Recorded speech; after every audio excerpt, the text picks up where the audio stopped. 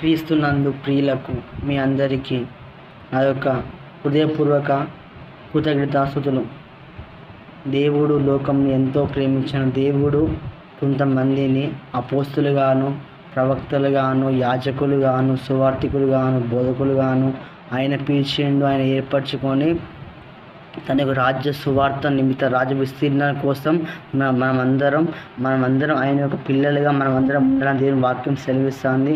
దేవుడు అనేక పిలిచిన వాళ్ళని ఏర్పరచుకున్న వారిని కనపరిచిన వారి ద్వారా అనేక ఆత్మలైన మార్కులను వస్తే ఇక్కడ వాక్య వర్తమానంలో ఉంది కనుక మనం దేవుణ్ణి మనం పిలువబడిన వారు అనేకులు, ఏర్పరచబడిన వారు కొందరే అని దేవుని వాక్యం సెలవిస్తుంది.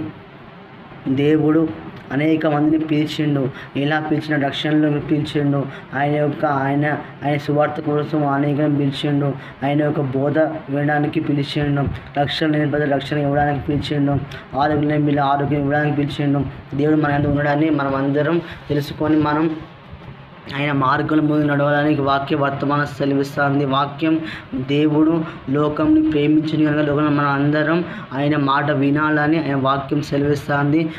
ఆయన మాట మనం ఎప్పుడైతే మనం వింటామో మనకు ఆరోగ్యం వస్తుంది.